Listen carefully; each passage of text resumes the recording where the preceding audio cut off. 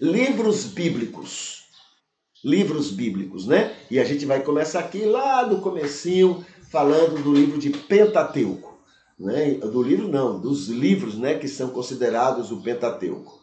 São informações características desses 5 livros, o seguinte: autoria de Moisés.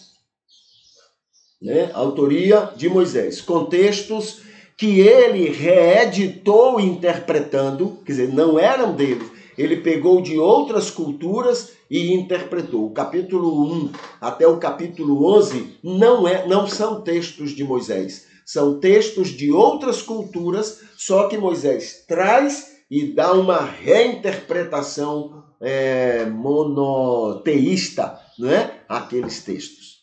Tá bom? Capítulo 1 ao capítulo 11. São textos que ele ficou sabendo, né? Foi contado a ele editou interpretando esses textos. Contaram para ele e ele editou e reinterpretou. São textos que ele presenciou, editou e interpretou. Aqueles do deserto, por exemplo, ele presenciou aquilo, né?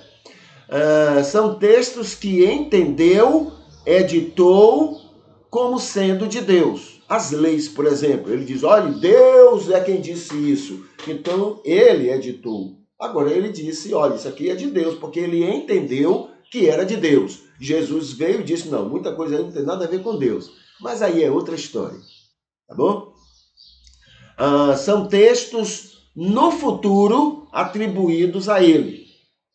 Quais textos são? Tem alguns textos no Pentateuco, principalmente no Deuteronômio, que não são de Moisés, mas foram atribuídos a ele. Quais são?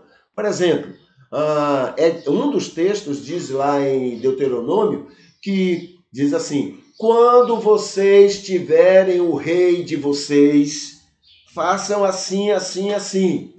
Esse texto não existia na época de Samuel. Samuel se ofendeu quando o povo pediu um rei. Se esse texto tivesse no Pentateuco, ele entenderia que chegaria a esse momento. Entendeu?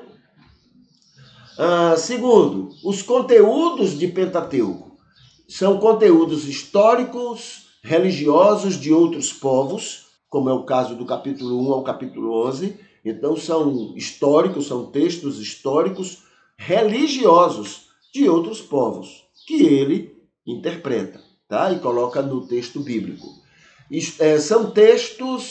São conteúdos históricos, religiosos, hebreus. Entendeu? Hebreus. Então, são conteúdos que ele recebe dos hebreus, não é? E coloca no texto. Deixa eu ver aqui. Está dizendo aqui que eu estou fora do ar. Vamos ver.